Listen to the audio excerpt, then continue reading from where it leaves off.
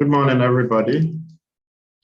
Trust you're all doing well. Welcome to this morning session.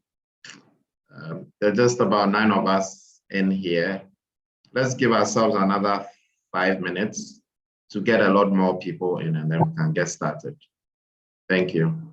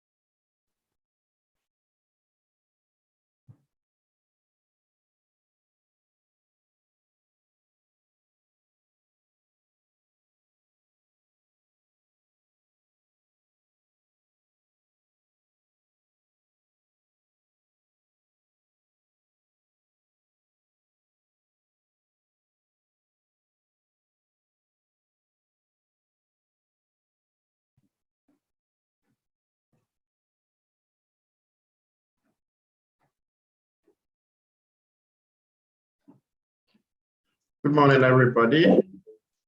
You're welcome to this morning's live session, and I'm happy to have all of you here. As many of you may be aware, this is a program where we are creating a community that is passionate about agribusiness, and again, a community that wants to create sustainable businesses and ways for us to all do business in a more effective manner.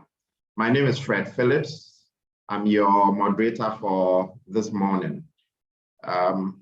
Just to get it started, so far we've learned about the foundation of agripreneurship, which looks at having the right mindset for business, i.e. being a self-starter, being future-oriented, and also applying creativity instead of duplicating efforts. You know, you need to find very creative way in doing what you're supposed to do. And most importantly, in addition to that, we've also learned ways in which we can identify opportunities in the agri value chain as entrepreneurs. Today, our focus will be on markets and customers. I'm sure most of you would have gone through the material by now.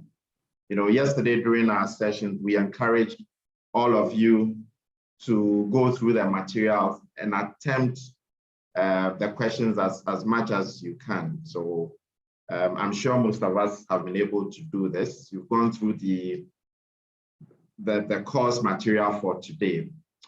And for those who have done that, you've realized that before you start any business, it's important to evaluate whether the product you've chosen or the solution you're deciding to build will satisfy the customer's need. You know, will this solution be able to meet their problem? Once you've gone through this material, you realize that these are things you need to focus on. You know, you need to strategize on the market. You know, you need to segment that market and then find the easiest way on entering the market. That is what we call the beachhead market in the lesson. You also need to understand your customer. You need to understand your customer persona. You know, in doing that, it gives you important pointers on where to focus and where to create your niche market. So to help us with today's lesson and to help us understand it better, I'll pose to you specific questions. And again, I'll kindly request that we all share our experiences. There are no right or wrong answers on this platform. We are here to learn. We are here to pick up experiences from each other, give feedback on how to improve what it is that we are doing. So again, you're all welcome. To get it started, I want to pick about 4 of us in this room, especially the agripreneurs, to quickly introduce themselves and what they are working on. Thank you. So anybody should volunteer, and then let's get it started. A quick intro of yourselves.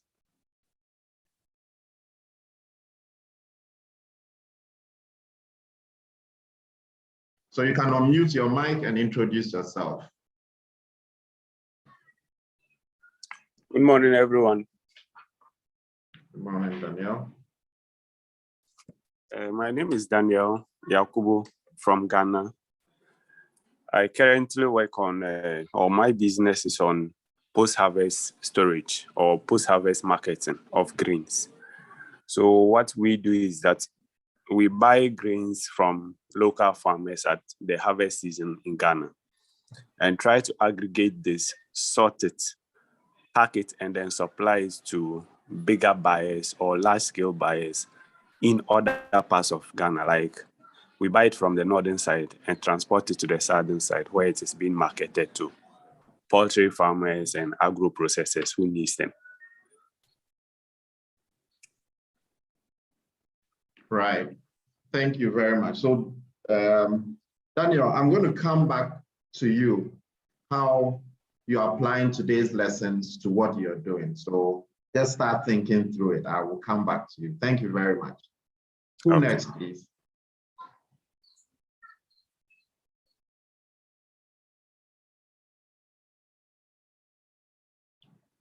Who wants to go next? Any volunteer?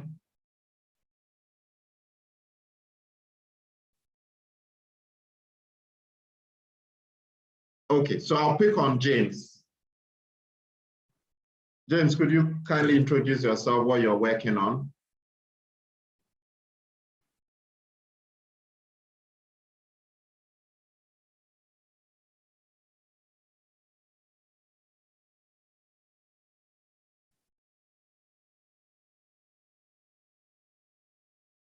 Okay, looks like James' mic is off. Paul Achu, can you introduce yourself, what you're working on?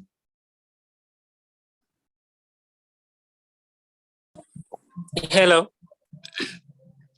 Yeah, my name is Paul Achu. We have been basically working on both on the education side of agriculture, and then also have a couple of farms that we are trying to introduce what you call the hydroponic feed for them in the perspective of animal, how they will feed the animal in the cheaper way. So in that regard, we also have what we call seed to food program. That's basically we are training other young people and the old people by giving them seedling and all those stuff to start their own farm as well. So basically that's how we are working on now. Yeah. Thank you. All right, thank you, Paul. Who else? Kerry.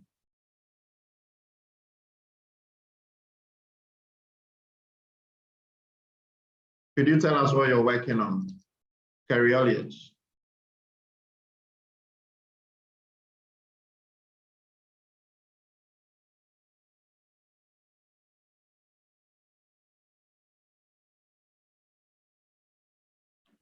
Okay, who wants to volunteer an introduction?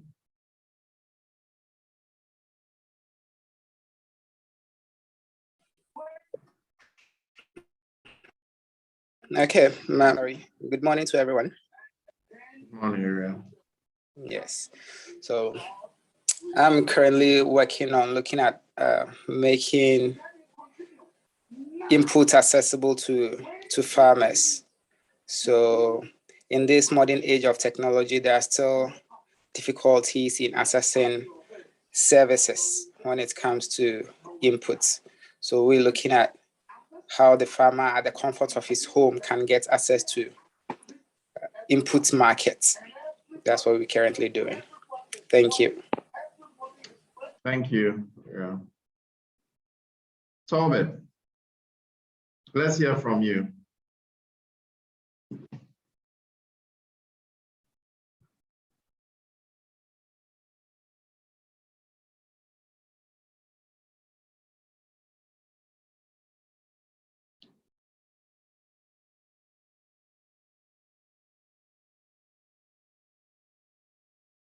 Hi, Tobit.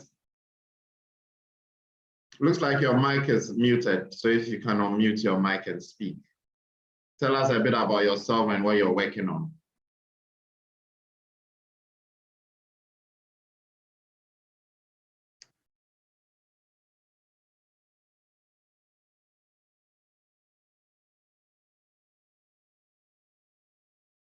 Okay, let me move to Victor then. Victor, we know you've spoken severally. I mean, we have new people on the platform today. Would you want to share with them what you're working on? Yeah, that's not a problem. I'm always happy to share what Entofarms does. Yeah, so basically the name of my company is Entofarms, and we deal in the production of insect protein. It's an alternative protein that would typically replace traditional protein sources like soya bean meal and fish meal. That's typically used in livestock feed. And the advantage of our product is that we offer it at a 30% cheaper rates than these traditional sources. And the nutritional component is comparable to that of fish meal, which is quite nutritious in the use of livestock feed.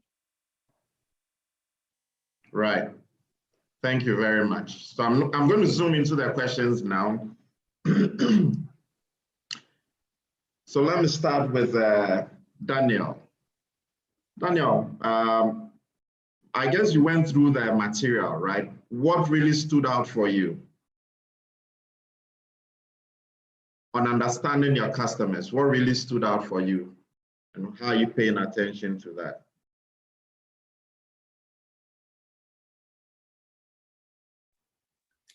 I haven't completed going through it, but what I can say about it so far is that in understanding my customer, like you said, the beachhead market is what we've really worked on, and it has helped us. So how we started was that the idea just started as a way of saving money we had by buying few bags of cereals when it's in abundance or it's in season. Then store it till when it's off season and the prices are quite good, then we sell it back. So in doing that, we realized that it was quite lucrative, but we were exploiting the farmers because they were not selling it willingly. They were selling because they didn't have storage space. So if they had places or the knowledge to store, they wouldn't have sold it. So we pivoted to finding solutions to storage. Then what we realized was that in the rural areas, we can't get a proper storage or warehouse facility. So we were renting just rooms to store grains there. And we had issues of infestation and then pest control. So we pivoted away from that now to looking at a different method where we can market the products on behalf of the farmer to already existing buyers outside their locality. So understanding your customer will help you like refine the product you have such that you're able to meet the needs of the same people. And our customers are in two forms. We have the farmers who we consider as farmers, and we have the people who buy these grains who are also our customers. But major of what we have worked on is understanding the needs of the farmers and then tweaking our solutions to be able to solve their problems, at the same time making it marketable for us. Right, thank you. So let me come up with a follow-up question in a more structured way. Would you want to share with us how you identified this market? I mean, what sort of market segmentation processes did you use? Okay, so how we started off was that we looked at just the sector of the value chain that is easy for us and we have the knowledge or skill set to work perfectly in with the resources or connections we had. So we settled on grains, which the storage is easy.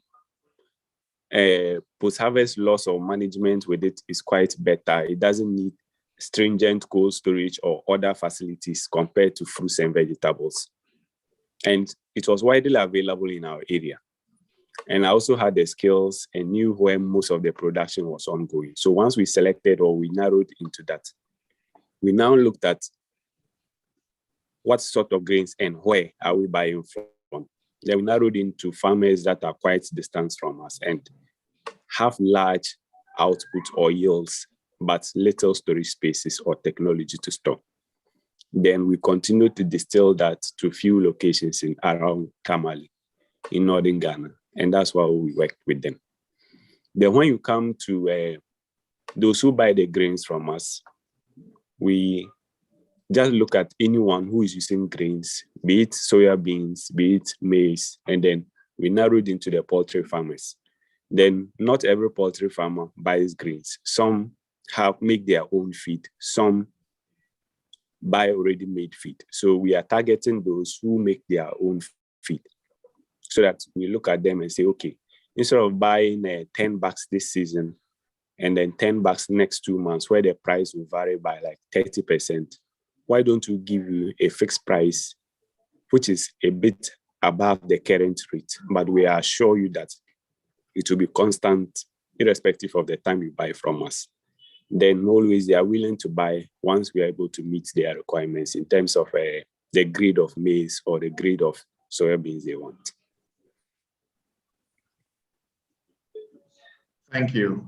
Who else wants to share with us how they identify their market?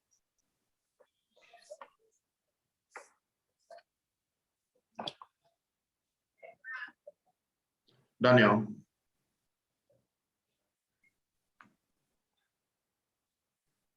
How did you go about identifying your market?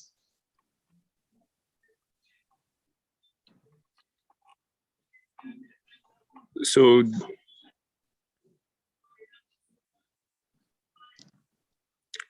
please, I might say, is the question directed to me again? Yes, so we got David talking about how he identified his market, and I'm also asking how you also went about identifying your market. You know, what were some of the unmet needs of your target market and all that? Yes. What were some of their frustrations, if you can share that? So to be able to tell, my father was an agric officer, so I used to visit the fields with him. And what we realized was that production is always done in the rural areas, and most of the scales of production here is very small, or most of the farmers here are small scale farmers. So when they farm, they can only sell it within their locality, or they consume everything at home. And they are being exploited, or somehow they are disadvantaged in the sense that the demand of what they are producing is located in the major cities. A bag of maize in the rural area can go for like 80 Ghana cedis. Once you're able to get it to Kumasi, that is in the southern sector, the price quadruples or gets even double. That's 160 Ghana cedis. So we realized that the only thing lacking in that is the person to aggregate it, standardize it, and do the transportation to where it is actually needed. And the farmers you can't waste the lorry fare to transport just 10 bags of maize to get to Kumasi. The price, even though the price is good, by the time you go, the transport cost will not make it attractive to you again.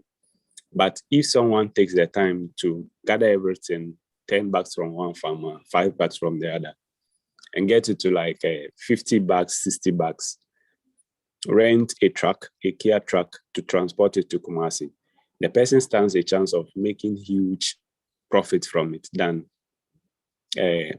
selling or sending 10 bags only to the other side of the country to sell. So identifying that gap in need and then production center and then how to meet that was how we found our market. Okay. I don't know if you've had the opportunity to review the material.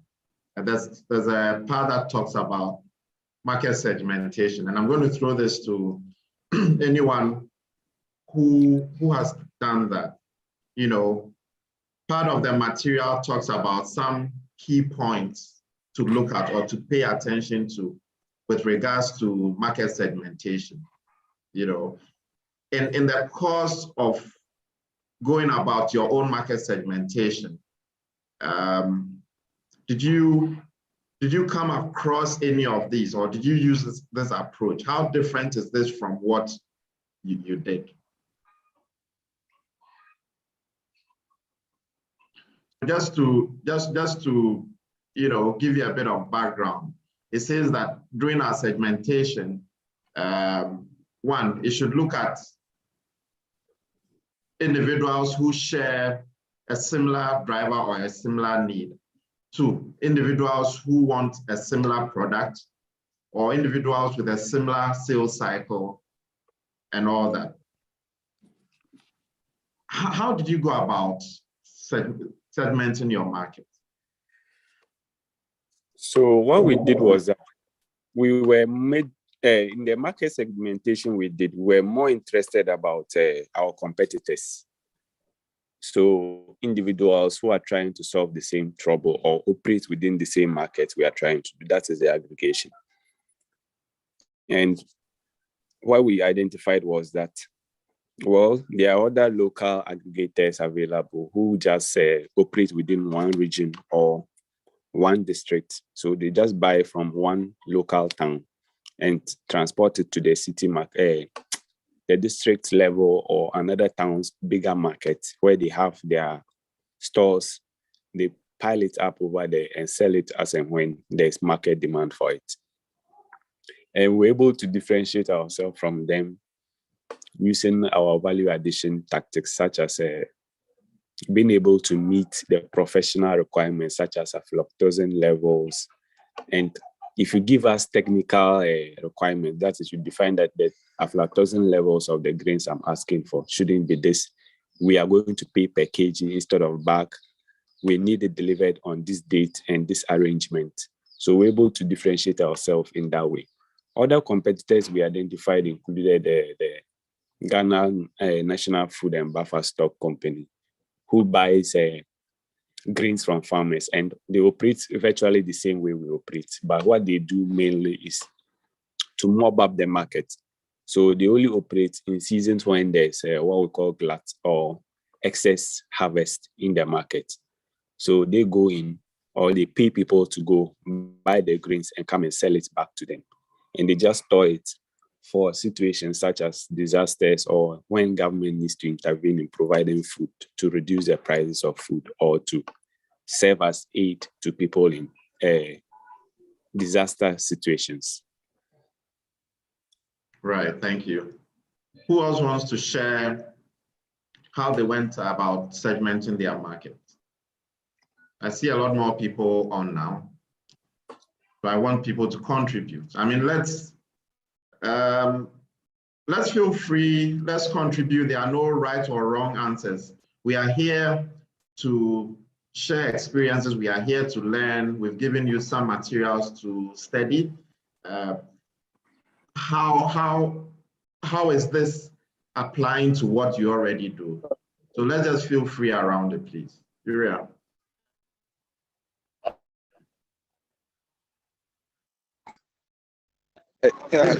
Yeah, please go ahead. So with mine, what happened was I had the opportunity to work with some smallholder farming villages, and it was difficult getting support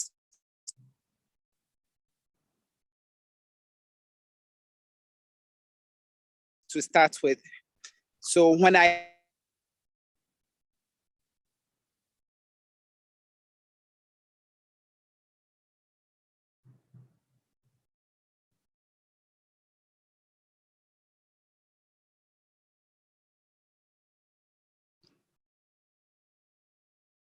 Okay, looks like we're losing you.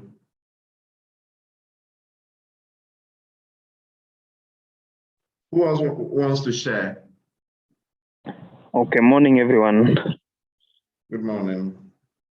I'm Kerry Oliech from Kenya, Kisumu.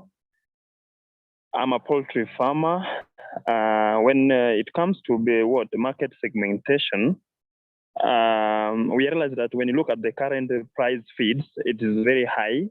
Then now, when you look at what the customers need, maybe you realize that some customers they prefer these chicks which are raised organically without any inorganic substances. So what I realized that with the current price fluctuation of the feeds, I decided to incorporate and come up with my own source of proteins. Like I practice vermiculture, and that is keeping of red wiggler earthworms that I can feed to my chick. Then also I came with another method, that is trapping the termites. Then also we are using hydroponics. So by the time I incorporated these within my farm, so I realized that the profit margin was somehow good because I was able to produce my own feeds. Then now I could now meet the target, what the customers wanted. For example, nowadays, if you look at the customers, they don't want these chicks which are raised with the organic substances, like when we talk about these drugs. So I'm trying as much as possible to produce what the customers want and provide their needs. For example, when you look at these eggshells, you realize that most of us, after using the eggs, we throw away the eggshells. But to me, once I collect all the eggshells, I use them to produce proteins, which I again feed my chicks. So when I look at the cost of production, I realize that the cost of production is totally reduced as compared to that person who normally relies on inorganic substances. So at least I can meet the target of the customers. Then at the same time, I produce on a cheaper price when it comes to production margin. So I realized that by the time I came up with all these things, the vermiculture, the hydroponics, and all the termite trapping, I realized that now at least I can gain something by the end of the day. So I can say it is so lucrative as compared to those people who depend in organic substances. So as of now, I can say I meet the target of my customers, what they need in the market and what they expect. Thank you. Good. Good submission there. So Carrie, my follow-up question to you is, so how did you choose the market that is giving you your highest potential or the highest return? Because yes, the market is big and varied, but you've been able to zone down and identify that market that is giving you the highest return. How did you do that? Okay, first what I did, I first conducted a market survey. That's the first thing that I did first, the market survey. And look at what does the customer want in place. Then after coming up with the market survey now, I was much informed on what the customers needs. So I could walk from market to market within Kisumu County in Kenya. Then I was talking to customers literally, what they want and what they expect from me. So by the end of the day, I could produce the same thing that they wanted. So when I take my products to the market, then they could not be disappointed. At some point, you could realize that they're telling me that if I produce what they don't want, then they won't pay. So it forced me to have a market survey first, then know what their needs. Right. So the last question on this is, so what was the demographic characteristics of your market in terms of market segmentation? I mean, I want you to share just so that everybody on the call is able to, have a bit more insight. And it goes to all of us. In segmenting, one of the key things to pay attention is your demographic characteristics. It's your geographic characteristics, the attitude and interest, and as well as the values. So for you, what are the demographic characteristics you identify? Okay, what I identify when you look at the customers, they will tell. By the way, at first I was having a lot of problems convincing them with these products because at one point you realize that the market is overcrowded with these chicks which are produced in organic way. So at one point they could tell you that how can you have the worms you are feeding your chicks, and how will you manage these? Then I just have to convince them. So by the end of the day, I realized that each and every person who is in the market, be it those people who are in hotels, restaurants, those who are hawking and all, by the end of the day, they develop the interest. Because when you look at most of the customers, they're saying that which are raised in organic, they're so dangerous to human health. So by this moment, I came with all these things. And in fact, it took me time to sponsor some customers and took them. I showed them what I'm doing. So by the time they went back to the market, at least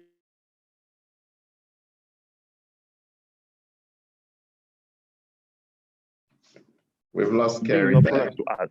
So I was able to manage. All right. Thank you very much. Who else wants to share with us some lessons around that? Fred, can I also ask Carrie a question? Is that okay? Yes, that's fine. Carrie, thank you for sharing. Very interesting what you said. And I think you are really focusing on giving the market what they want, your customers, which is very important. Can you describe this market, these customers you're talking about? in more detail. Who are these customers? Where they are? Is it okay if you can share?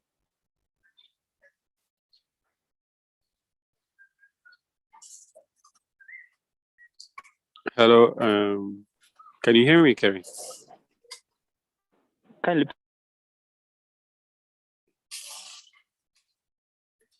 Fred, is my voice coming through okay? Yes, okay, it's good. I think he has a connection challenges.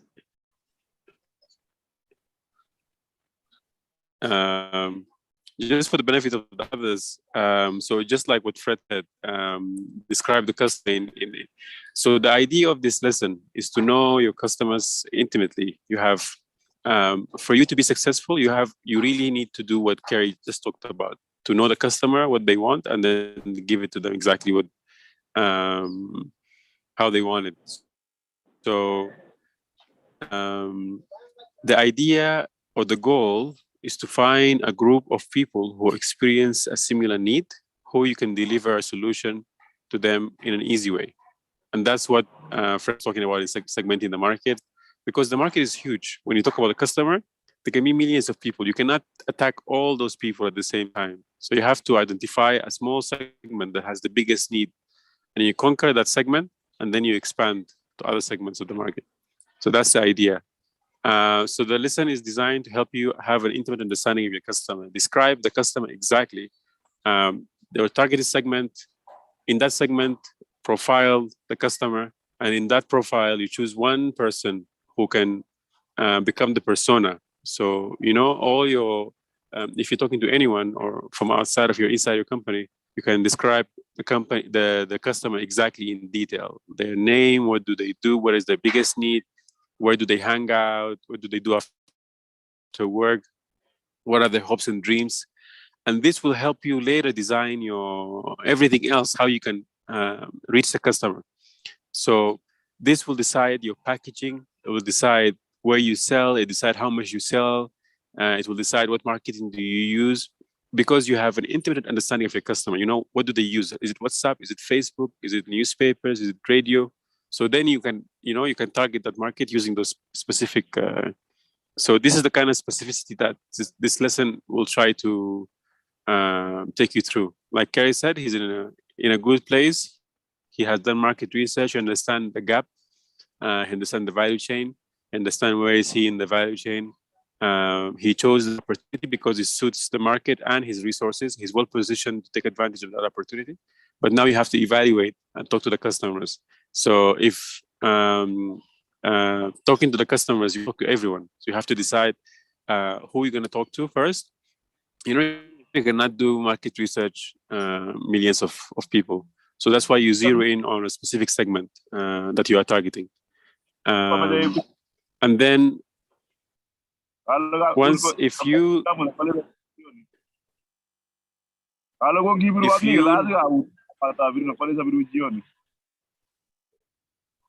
Just a second. I need to mute him. Okay. So if you done your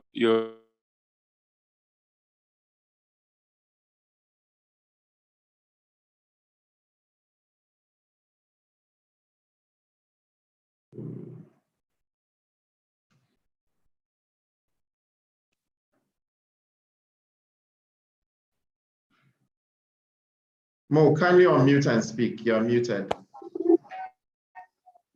Right. Oh, sorry, I was dropping wisdom. I was saying so many important things.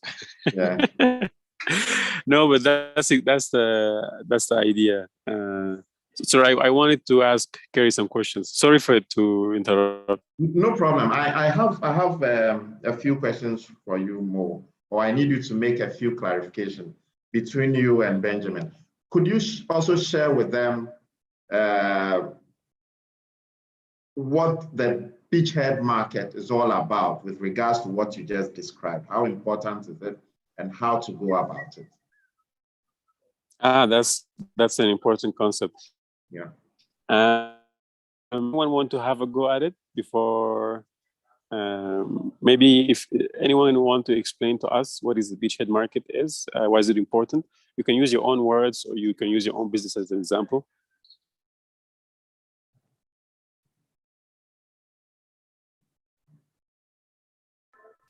Hello, everybody. Hi, Sorry I'm late. no worries.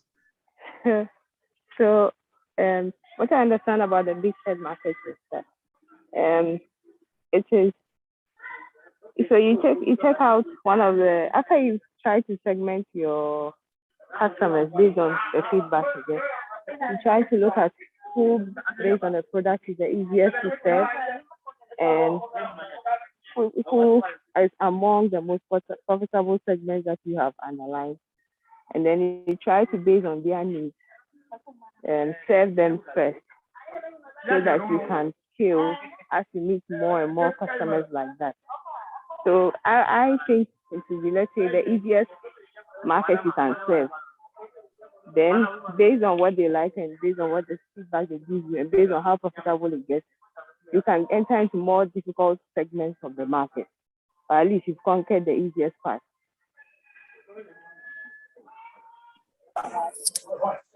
That's great explanation. Does anyone else have want to add anything?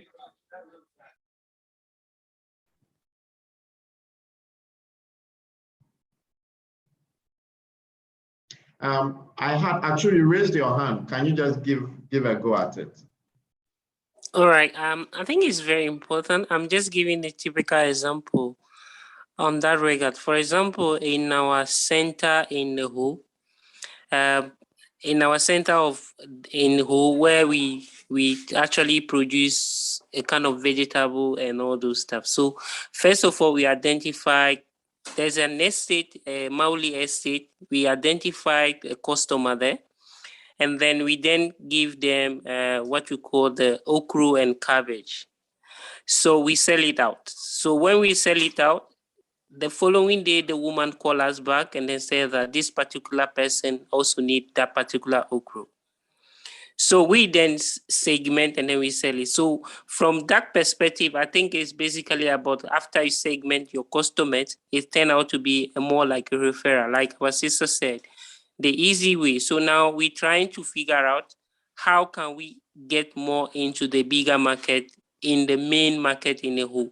So for me, I think it's just about perspective on the easier way of identify those need of professionals who then refer you to other people or other customers in that regard. So I'll just say in that context. Yeah. Right. Thank you. Before Mo comes in with a bit more elaboration on this, Daniel, Ketich, would you want to contribute something around what the beachhead market is all about? How you understood it? There are no right or wrong answers. Okay, so let's hear from you. So how I understand the beachhead market is sort of like a launch pad to start your business. So once you've been able to identify the whole market that you can serve with your product, you then narrow into the one that is closest, easiest, and wouldn't take much resources to serve the products to for the beginning. So that with them, you can solve the few hitches that you might come up with, or that might come up if you roll out the business. And then you test out all the possibilities of the business in making profits. And then it will even give you more resources to then scale up to the bigger ones. Right. So I'm going to use ours for an example. When we started out, we knew that there was demand for stored grains, but we didn't have resources to transport it from where we were to other locations. So what we were doing was we looked around our town, and then the market women who are into selling of maize, soya bean, and others, then on just a market day, you go and approach them and say, oh, I have 5 bags of maize to sell. Are you interested? Then she'll say, yes, I'm buying a bag at this. Then we say, we also decide if it is convincing or attractive enough for us to sell, then we sell it there. Till we're able to raise a capital that is good enough to store the grains and then transport it, rent a car or a truck that can transport it to the main market we intended. That is all another aspect of our market that we could reach. That is in other regions. But because we're starting out, we didn't have the resources to reach there. So we started with what was easily accessible, yet rolling out the business and keeping it going.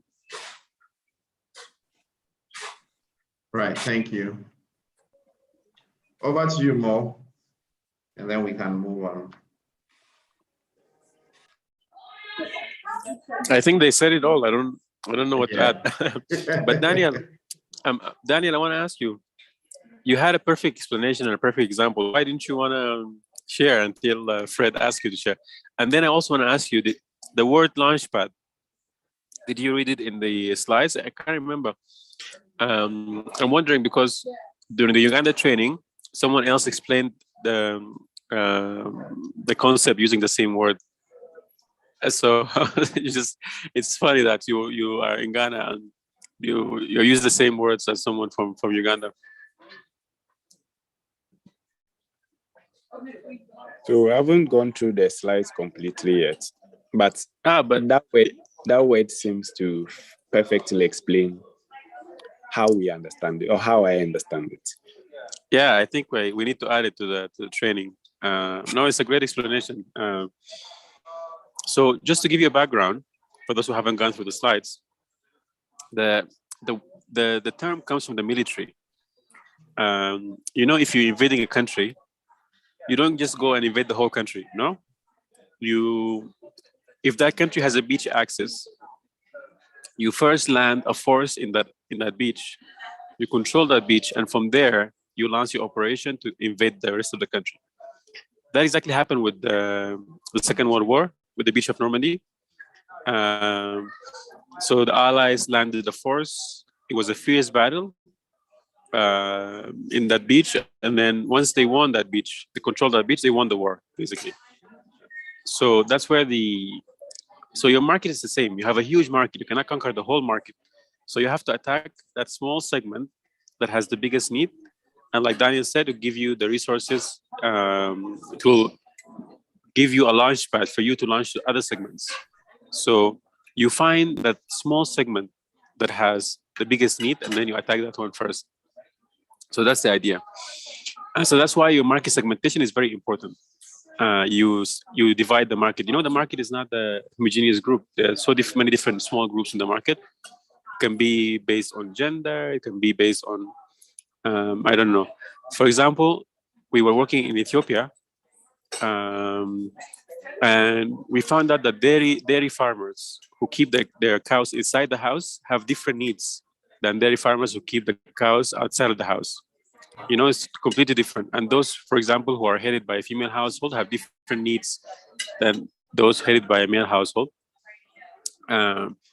So you need to know, there's no answer for us we can give you for your segmentation. This is something that you have to figure out according to the conversations you had with your customers.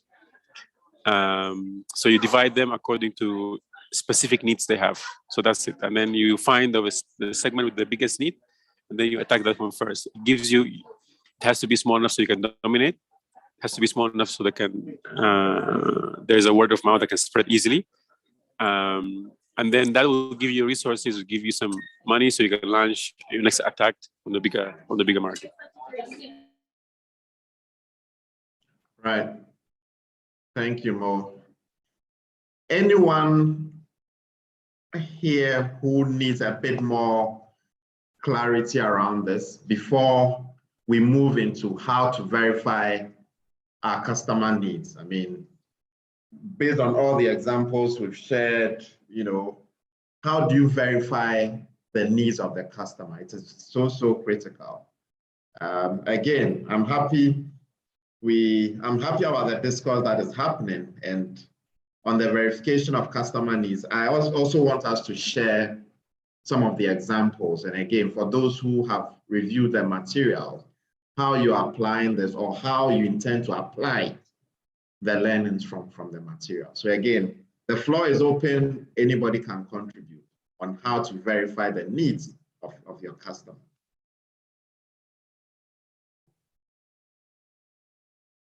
Let's keep it very interactive. There are no right or wrong answers.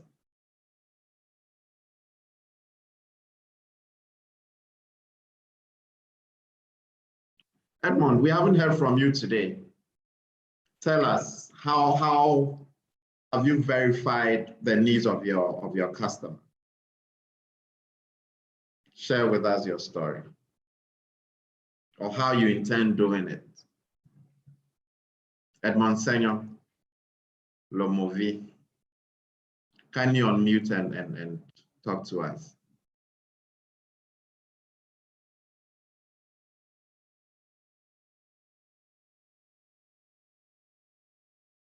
Okay, so I'll move to Ketich. Ketich, share with us how you verify the needs of your customers, or you intend doing it based on the material.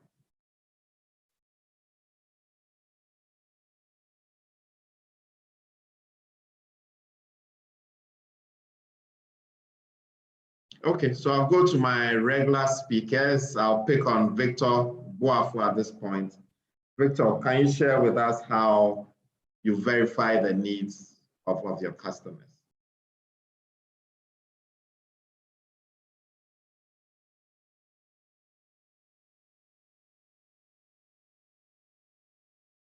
Victor, you're muted. Yeah, sorry. In terms of verifying the needs, it's all about receiving feedback from your customers. So in the agri space, for instance, because many farmers want to be sure your product works, one strategy that can be used is field trials or buyer intent surveys, or let me say product trials in general, to get and receive adequate feedback from your customers.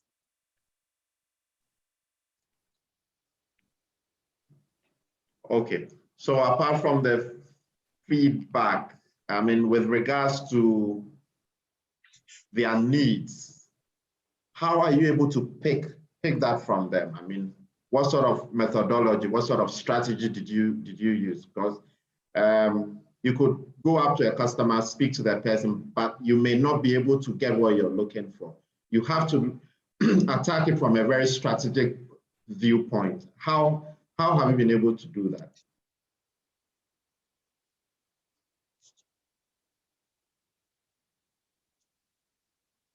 Fred, can you please repeat your question again? Okay. In trying to uncover frustrations and needs of your customers, okay, was there a structured approach you use? Yeah, actually, yes. So, you want to share? Yeah. So in terms of uncovering the needs, three things we used were personal. We initially came up with a problem due to personal experience. Then we sought to look at primary data, that is data online. Then the third step was we decided to go onto the field to carry out a market research to truly understand what these customers want. So, I mean, I would like to also relate this to segmenting the markets as well, because in terms of defining which markets we wanted to look at, we had to understand the behavior of each market or each customer within the agri space. So that means it was imperative that we had built a customer profile. And when we built this, we realized that there were three main factors that drove the decision of buyers within the agri space. And we realized that was affordability of the product, quality of the product, and ability of the products to influence the performance of their livestock.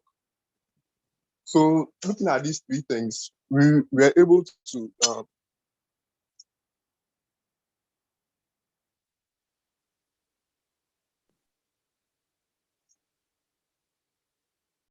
Victor, we are losing you.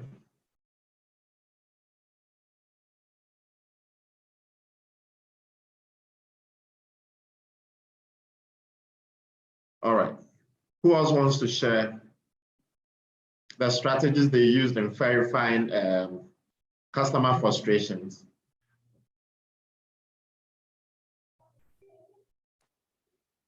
I want to add something small. Let's go. So what we did was we used what we later came to learn was called MVP, or minimum viable product. So like Kerry said in the beginning, after talking to the farmers and realized these were their problems, we came out with this solution that, okay, I'm coming to buy your grains at this price. Would you sell it to me? And then some said yes, some modified the conditions, some gave us other feedback. Then we decided that those we could buy, we would buy from them. And those we couldn't buy, we went back to the discussion table and then we looked at what we were proposing to them as the solution. Is there a way we can modify it to suit what they need and still be in business or not? Then we went to the buyers or users of the grain as well. Then told them that, okay, we are supplying you grains at this price or under these conditions. Would you buy? Because you told us that you needed grains that are quality, that are of a high quality, and then the price is somehow not fluctuating all the time. Then they said, yes, if you can supply, we'll buy. So we gave them the first set. That is, we didn't, for the beachhead side, we didn't go to the big buyers. We rather went to the small market women and told them that we have 5 bags. They say, bring it, you bring it, then she'll buy it and say, this bag is not well filled. These grains came from 2 different sources, which they poured together into 1 bag. So I would prefer grains that came from just one farmer. This soya beans has a lot of stones. I don't want the one that has a lot of stones in it. So based on those feedback on the first product we gave them, we modified it to include the cleaning and sorting stage, the rebagging and other things, so that the product looked a bit premium compared to what we initially thought it would be like. So that's how we understand it. Right. So again, on the MVP and in using that to verify your customer needs, what were some of the lessons and how has this helped to shape your solution or your product? Yes. So what we learned was that one, what you learned during the market segmentation or the interrogation of the customers might change with time when you actually have the product for them. So someone will tell you that, okay, I just need grains to buy. That I can use for my feed. Then you bring him grains and now he starts adding conditions the grains should meet. So mostly you get more feedback having the product than describing the product. So just as everything, if you get it to test it out, you appreciate it and evaluate it better than if you hear about it or someone describes it to you. That's the first thing we learned. The second thing we learned was that with a minimum viable product, you don't need to waste so much resources in developing it. It should just meet the basics of the product. Like it can serve the function. It needs to not to be in the finished form, but it can serve the function. So don't waste money polishing it up if there's room for you to modify it, because modifying something you spent a lot of money on is going to cost you more than building up on something simple based on feedback from customers. So if you start with the MVP such that you just do it in the minimal form, adding up on it or making it better is better than finishing it up and realizing that that is a wrong thing. You have to build a different thing altogether. Right. No, it's interesting because next, very soon, the next lesson will be on MVP. So kind of put all your notes together, and I'm sure you'll be a good, you have a good story to share with us. Let me get to Prisla. Prisla, I know that you're trying to gather information, you're trying to pick data from your potential customers. What do you think are some of the flaws in collecting this data? What has your experiences been like?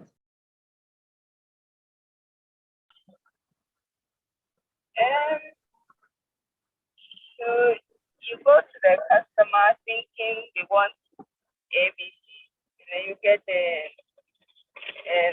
they wanted just C and not A. So, for example, let me use first day. So when we first started to share, okay, so I practice yoga. So what I realized was that a lot of people in the yoga community are either vegetarian or pescatarian. A lot of them don't eat a lot of. So that's why I used as my beachhead market, sort of, because I already had friends who knew what I was doing and who were very much interested in buying from me direct instead of going to the supermarket. So we at first we produce and just bring it, and then they'll go like, oh, but it should look like this. It doesn't look this way. It doesn't look that way. So what I had to do was bring on board somebody else who was already in the business to come and help us train us a bit on what was expected. Then we would go back and ask questions. Okay, now that we've got to this way, what should the packaging look like? Should we give you a kilo like everybody else sells on the market? Or you want to see it in supermarket sizes as well?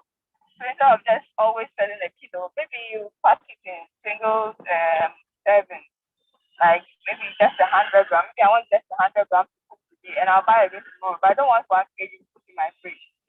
So we really have to keep an open mind. Instead of just going to do what we thought they like because what's on the market, rather than no. There's a reason why the retailers who buy from us package also in single size serving. Because one, I think that's more profitable, and two, it also serves a different kind of market. Maybe there's a single customer who doesn't have a family and doesn't want to buy too much mushrooms at a time. You can also serve that person without forcing too much on them at a time.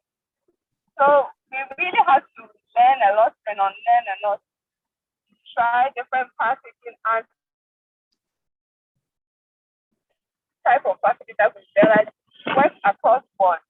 Today, when people take our product, in fact, a review I got just 3 days ago, a new customer saw us on Twitter and then she came buy from us. And she said, "Wow, I can look at your mushrooms all day and just staring at the package." And I love it. But it has taken 4 years to check it. We've done a lot of iterations, and it's all because we want to serve and we really want to open our minds. So that's what I would say. Right. Edmond, we have your hand up. Could you speak, and then we take it up from there. Yeah, good morning to you all. Sorry for not responding at first. I've been following the discussion so far, and I think I'm still learning a lot. With regards to the market, the customer, find the customer complaints or frustrations. I think I just want to share a little experience from my end. Right. Now, go ahead. I was at a point I was into peanut production, that is adding value to it. That is just roasting and packaging. Now I saw it as a big business in the sense that I could help solve few issues regarding to this product. Now, one is that most Ghanaians enjoy it, especially the youth. Even the elderly also enjoy it, but after roasting, within a very short period of time, it flattens, as in the crunchiness is just down. And way back in SHS, we send these products to SHS for Gary soakings and others, but then it's unable to last long for us to enjoy the taste. So that was where I came up with the idea. How then can we rebrand this particular snack or product for us to all enjoy? So I started up a business with it, and I realized how I entered the market was this. So I went to the supermarket around, them the already existing products. Now it was packaged in a style or in a way. So I thought it was, well, why can't we package it just like the way other products are packaged to extend the shelf life, because that is the major aspect of the issue regarding that product. So I bought various products from like different supermarkets, about 5 of them. I segmented just 5 in my area. Then I kept buying the product. So this week I'll go and buy it on Monday, then Wednesday, then Friday as well. Then I was just checking the crunchiness, but I realized over a week too, it was just down. So I went to them, talked with the supermarket owners. I want to bring a product. It's similar to this, all right. Basically this, but then I want it to it will have a longer shelf life, like a month or 2, and it's still the same as it is. So they were like, oh, people bring it and we are selling. So, well, if yours can solve that problem, it'll be glad for us.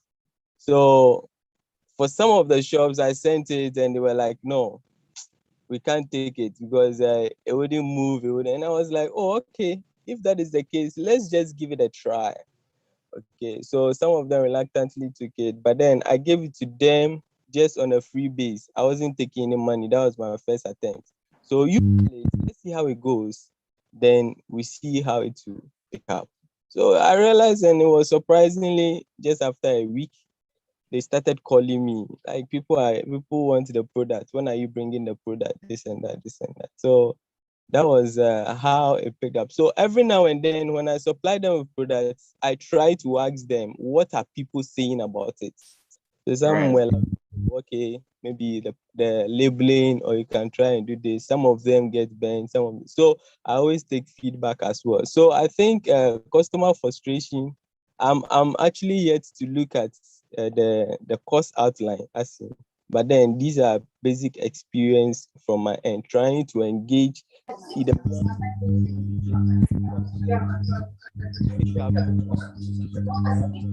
All right, Edmond, you're online. Mo, Yeah, do you want to Edmund. make a contribution? Yeah. Thank you, Edmund. I'm surprised you haven't looked at the slides because you said really important things. So just to give you a summary, when you go back and read the exercise, so you can keep it in mind. For example, what you did is what we call structured experimentation. It's a cheap and time-effective way to discover what works and what doesn't work. So it's exactly what you said. That's a really good attitude. You give it to the shop and you see, let's try this, see what works, what doesn't work. And then the other thing you also mentioned that is important, which is adding value. But what is value? Value is whatever the customer wants, right? So it can be information, it can be packaging, it can be content, whatever it is, it can be a story. So all these things I think you'll find in the slides. I hope you take time and go back and go through it and keep referring back to your business. Thank you. Thank you, Mo. We have Victor's hand up. Victor, unmute and speak. Yeah, sorry for going off earlier. Actually, it's a question I want to direct towards Edmond. I'd like to know his approach. Well, at Tent Farms, we involve ourselves in a lot of direct marketing. So I'd like to understand Edmond's approach to, moving towards the retailers and agreeing to stock with them. I'd like to understand the entire process.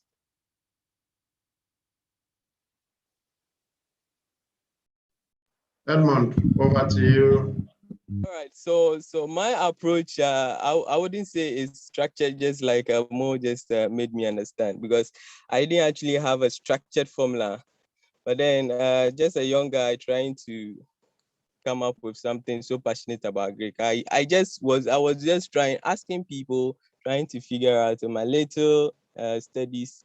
I try to use this kind of approach. Okay, that is try and experience it yourself. So I experienced it and I realized the problem. I kept buying the peanuts and I realized the problem. So how can I address this problem? So I involved the stakeholders, people who are involved in the chain. Okay, so involving them, I realized that those who sell it are parts, those who produce it also are parts. Okay, so those who even roast the peanuts are also parts. So I tried to contact all of them. I was just occasionally when I go trying to buy, I engage them in conversation, just trying to get to know the feedbacks. So even at a point in time, I contracted those who even does it on a commercial basis. So all I do is just get DS, then try and do mine, trying to compare. Okay, then all I do is just package and sell it out. But another sense also was that I kept visiting those who were retailing my product for me. So whenever I get to them, I tell them, okay, so ask the person who is buying, because it's a kind of product that people buy on daily basis for their porridge and basic things. So you keep asking them, do you love the product? Yeah, I do, but this, but that. Okay, note it down. So I pick up those feedbacks also from those who, the supermarkets and co. And I think that has been my little approach. I have not picked it up on a commercial basis as in a generalized business yet, because I think I don't really have that time. But then I'm still doing the background works, trying to bring it up on a national and maybe. So one other thing was that I also checked the aflatoxin level. No, I came up to realize that groundnut has issues with aflatoxin level. So if I could penetrate on the international market or a nationwide market, then I have to consider that too. So I've been doing some background checks as well. So there is no structured way approach I can talk of, but in my little narrative explanation, I can think this is how I did approach it. And I'm so open to new ways of picking up things. I don't know whether this explains myself to you. Or... Okay, thank you very much. Thank you.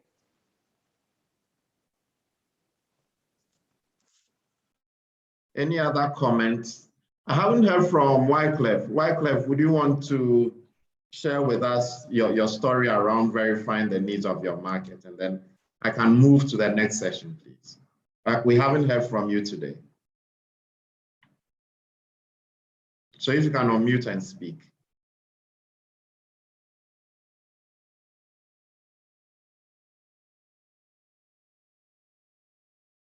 Okay, so I'll move on. Frederick, maybe I can take this opportunity to explain a few things for Edmund, Sure. just to make sure he catches up with the rest. Edmund, I really hope you go back and go through the slides. I think it will give you some sort of structure and awareness of what you're doing and how can you improve. But to simplify, the process is exactly what you described. So you look at your interest, you choose something, and then you develop empathy. You put yourself in the customer's shoes, exactly what you did. And then you identify a small unmet need, a need that is in the market now, but nobody is in your competitors are meeting. And then you start experimenting. You develop assumptions. You test these assumptions. So that's exactly the process that we. And reach out if you have any questions about any of the concepts. I think it's important for all of us to catch up to where we are in the lesson, so you can all graduate in time. And then last point I wanted to make, something also you mentioned, is the difference between your customer and your end user. They might not be the same. Mm-hmm. So whenever you are working on your solution, you need to optimize the solution for both. You need to understand both. And in your case, Edmund, for example, the shopkeepers had a need that they need a long shelf life. That might not be important for the end user, or it might be also important. So it's just keep going on finding that small group of people who have a specific need and keep optimizing your solution for them. And then the bigger market will definitely have similar needs. So whenever you finish with your beachhead market and you attack the other segments, you will find there's a lot of traction. Thank you. Thank you, Mo. That introduces us to our end user profiling.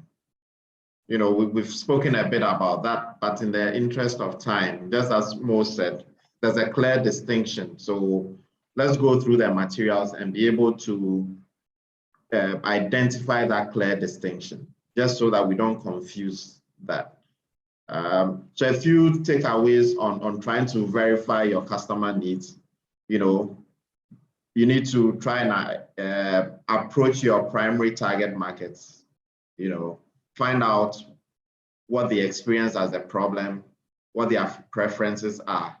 And then during your interviews, there are some do's and don'ts. You need to pay attention to that as well. You'll find everything in the material. So please, we'll urge all of you to get back to it and pick as much lessons as you can. Yeah. Now let's move into our customer persona. You know, would you want to share with us how you've approached this? What have you found out? Does anybody wanting to share something? How we've used the customer persona in trying to identify our customers? The floor is open.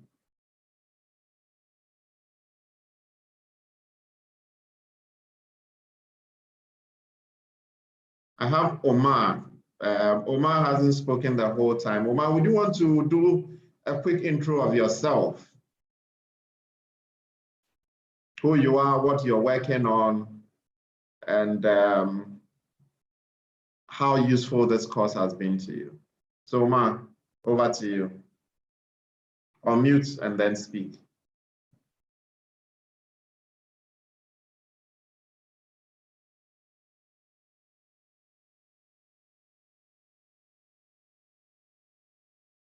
Okay, so I'll switch to my regular speakers then. Priscilla, customer persona. How have you used this?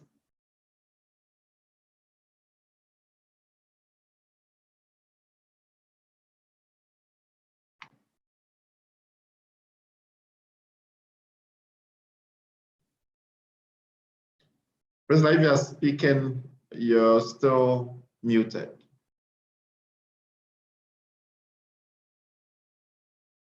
Mo.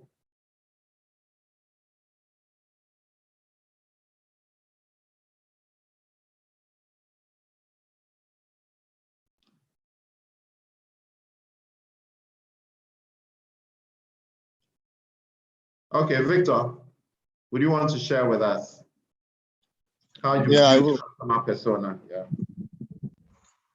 Okay, so basically, with the customer persona, we just have to identify what drives the purchasing decisions of our customers or our buyers. So it means that it involved a thorough research. That was the first step. And then we realized that we needed to identify their main goals and their pain points and saw if it was in line with our solutions. So again, I'll use my business as an example. We realized that, again, feed cost was quite high and most farmers were looking for alternatives, cheaper alternatives. So, I mean, we took the initiative of, producing insect meal on maybe a commercial scale, even though it's not currently as large, in order to solve this problem.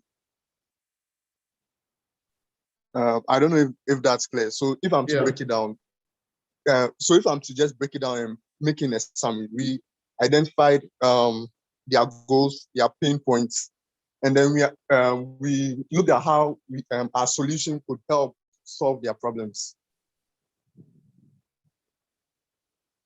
Okay.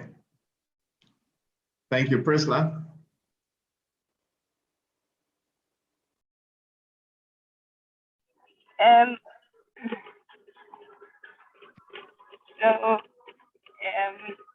The question is about pain points, recognizing pain points.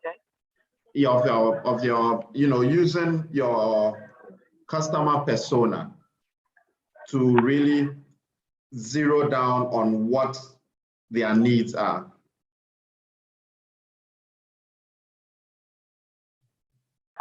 So who is your typical customer? I mean, and what were their main challenges or pain points? Yes.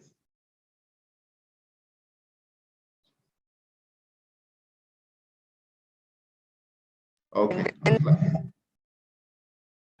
Maybe to try and narrow it down. But we realize that a lot of people in Ghana now are becoming a lot more health conscious and want something else than the traditional fish and meat that we make. So which means that we have room to operate with mushrooms. Mushrooms are very protein rich, and because they want to switch diets, they can easily add in the mushrooms, and then they also get their protein requirements from the mushrooms. So we are looking at somebody who knows what they want, who is health conscious, who has an active lifestyle and wants to enjoy their food how they want it, without any thinking about what the repercussions are for eating other types of food. And then they have the money. So maybe they are also, let's say, middle income, and then they can afford the mushroom instead of just fish or meat. Right. So initially, question back to you, Priscilla. Initially, what did you miss out anything initially, and did you go back to kind of look at it again based on the data you collected on this? Can you share with us anything you think you may have missed out? Oh, when we started, we thought everybody would like our product. So we in addition to my yoga group, we went to restaurants, went to different people and tried to give them the mushroom. The thing is that they like it, they'll take it. But the price, they were, especially the restaurants and so, were off.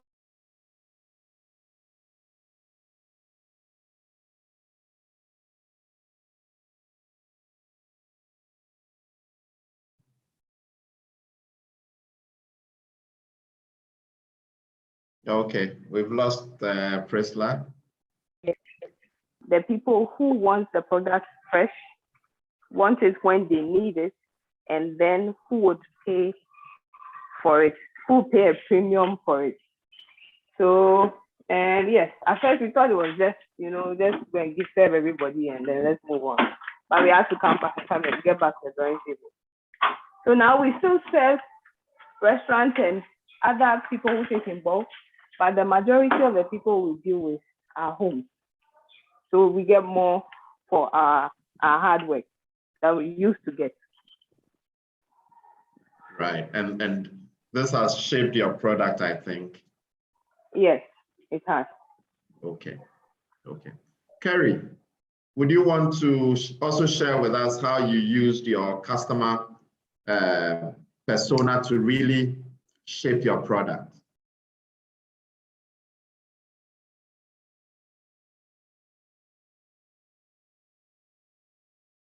Kerry, did you get my question? Hello, yes, I've got your question.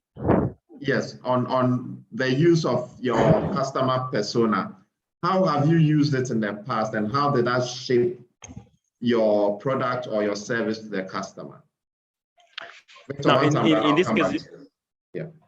In this case now, to me, in my case, then I first came up with a certain document, whereby, sometimes when you take your product to a certain customer, there's a way how this customer can behave when you deliver certain commodity.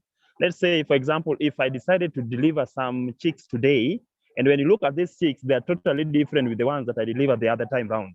So you realize that when you look at this customer, there's a way this customer will behave. You get? There's a certain way that she will be talking and saying all these things. So by the time I could use all these, let me call it, some customers like criticizing. Let's be just open. They will have to criticize your commodity first, but inwardly they appreciate. So by the time they're trying to criticize, I take that one as an advantage, whereby I can know areas where I can add value to my chicks, the value addition, even if it's come about of eggs, if it's a matter of cleaning them, if it's a matter of packaging, I have to do all those so that I can meet them. So when it comes to customer persona, at least it has boosted me to shape the business, whereby I provide what they want. And then how they behave. That one I have to note down. If I realize that this customer doesn't want how I present my commodity, then it would have to make me, in the next turn, when I'm presenting the commodity, I must make it better so that all the talks, I must win her interest or his interest in the product. So I think it has helped me to boost and even be more vibrant within the business itself. So, and starting off, did you think this was important in building your product, taking into consideration your customer persona? Is this something that you thought about, or you got to know about it later? No, at first I was not aware of this. I was not aware of this. I just started the business then, but as time goes by now, I realized that there's how some customers could comment, how they could behave. So that one, along the way, along the business now, I could understand what they want. So I had to now readjust on what they want. But before, when I was starting the business, it was not in my mind completely. Right. So this is a big lesson. And again, there's more content in the material to help shape this. There's Victor raised his hand. Victor, what do you have to say? Okay. So initially your question was how the customer persona help change our products. But I was wondering if I could talk about how it changed or improved our marketing strategy. I don't know if that would be okay to talk about. That's fine. That's fine. Okay. So I mean, in developing a customer persona, right? We were able to determine and find out where customers hang out or where they do their buying. So we realized that a lot of these customers we have are farmers. They were congregated usually in these WhatsApp associations that we could, reach out to. And secondly, to, in terms of where they purchase their foods, like in terms of the physical locations, we're also able to pinpoint those areas through talking with various customer bases. So we are able to identify these points. And in terms of future expansion strategy, now we know the route to market strategy we are going to adopt in order to reach a large number of customers.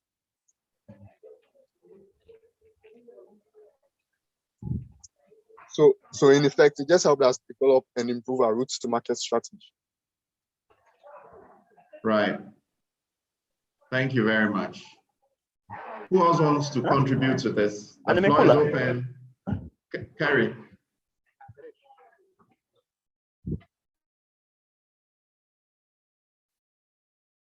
Carrie, do you want to make a submission?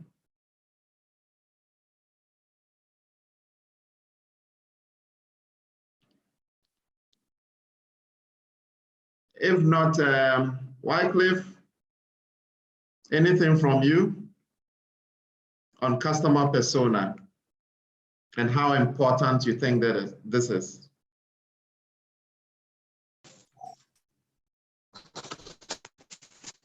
Thank you very much. I've been following up on this issue of customers. Mm-hmm. Yeah, like for me, just to share a little bit in terms of customers, I went to the market and it is a small market. So trying to inquire on how I can initiate them in my product. This is soya.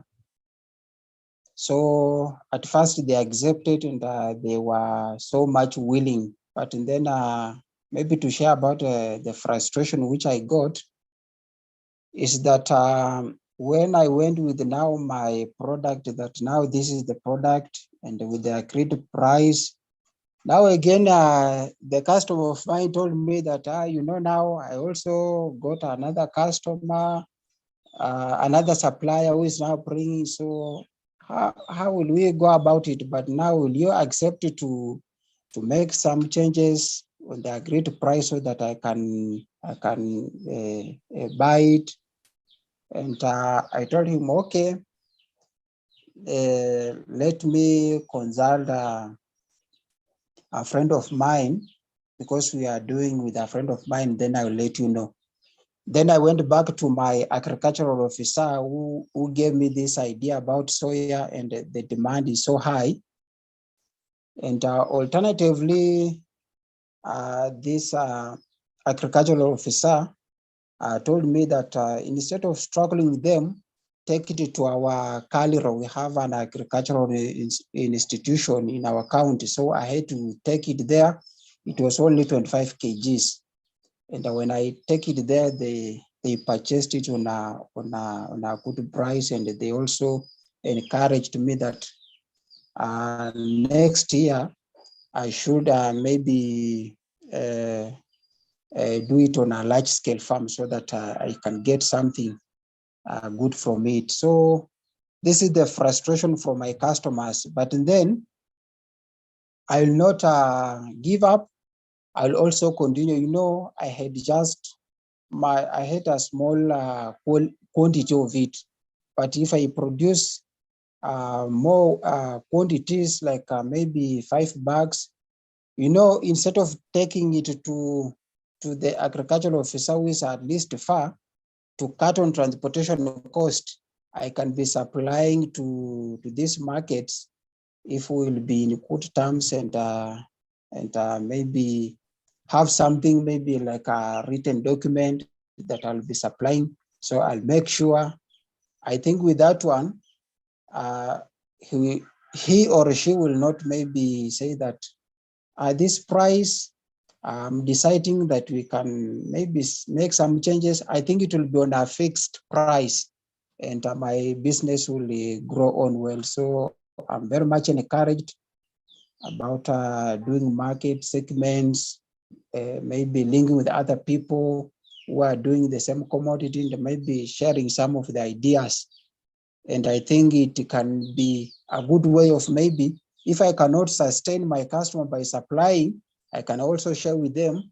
They bring theirs and I continue supplying so that in market, I don't have that maybe I'm not able to supply. So I'll be in a continuous process of supplying. So thank you so much. I'm in a funeral. Maybe I've not answered well, but I'm really encouraged with this platform. Thank you so much. Thank you. Thank you. Okay, it explains it because I didn't get too much contribution from you today, and I was wondering what it was. So thanks for the clarification. Yes. James, thank you. James, would you want to contribute something before I bring the session to a close on what we've discussed so far? What are some of the key takeaways for you? If you can unmute yourself and speak.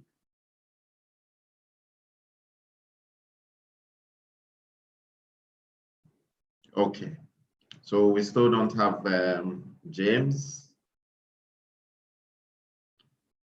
Yeah, so we've gone through the session today. We've realized how important it is with regards to, you know, serving our customers in a way that makes them come back, in a way that helps our businesses grow. You know, we need to focus clearly on the market and the customers. We've gone through the various steps to be able to achieve this. We have all this in the material. Would encourage you guys to go back and study, take all the lessons. We'll respond to any clarification that you need around this. So thank you very much. At this point, I'll ask Mo if he has any remarks, and then we'll bring it to a close. Thank you. Thank you for a great session. And I'm really happy with the explanation that we received and the examples. We had an interview with a Ugandan entrepreneur who is started from the honey value chain, and now she has her own chain for skincare and these kind of things. We're going to post it on the AI platform. So please watch the interview. It's really interesting how specific she is in her target market.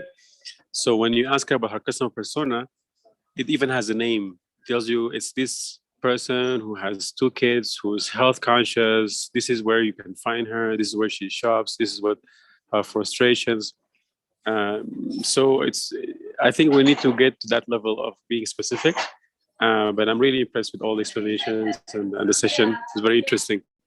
Thank you very much, Fred, also for you for facilitating, and thank you everyone who shared their businesses. All right, thanks so much, Mo. Do we have any last comments from anybody before we bring this session to a close?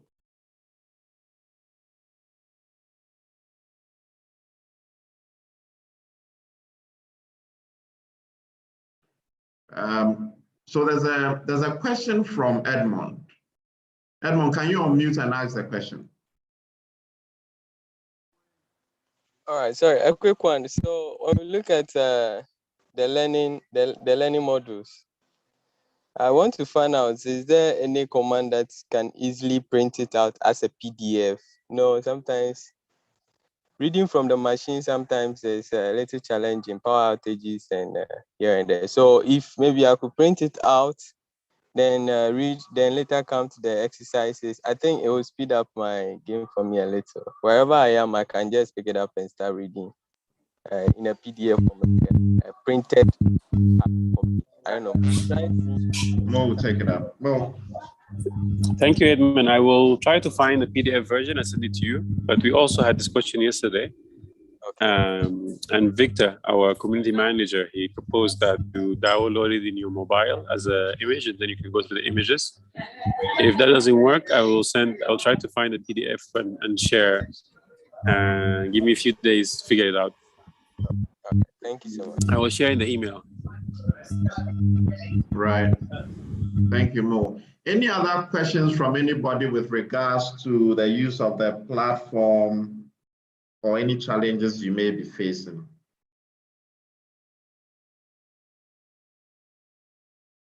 We went through that yesterday, but in case you still have questions, we want to hear from you.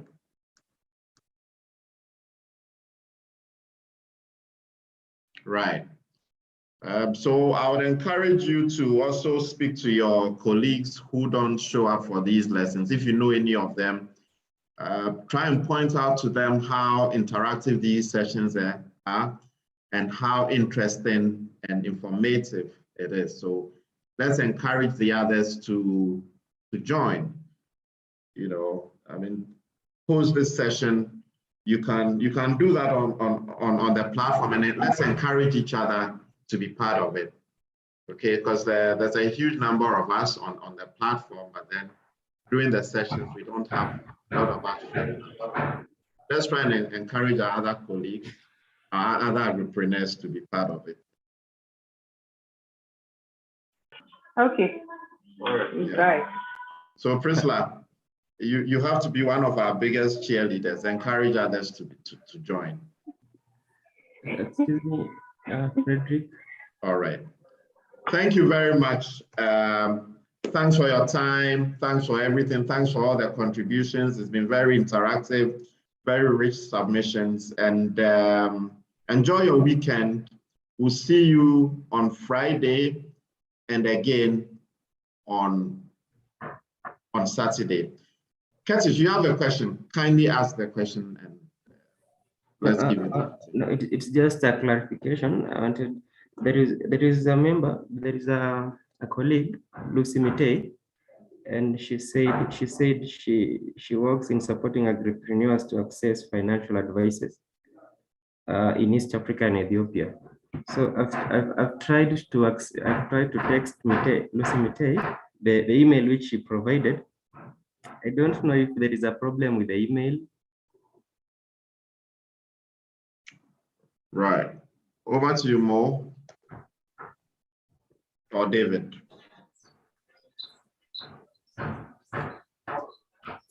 Is she part of the training? Is she part of our batch? Yes, she is. And you have sent an email? Yes, I did. You already have her email, no? I just maybe give her time to respond.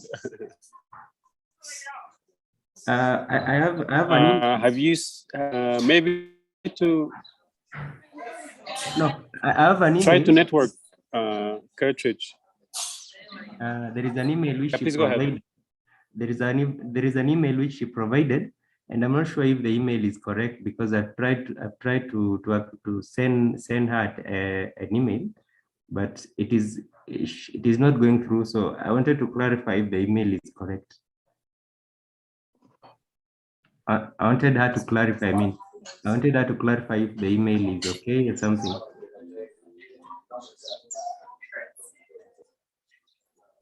Okay, then reach out in the same way and get the email. Sawa. Okay. Let us know if it worked out.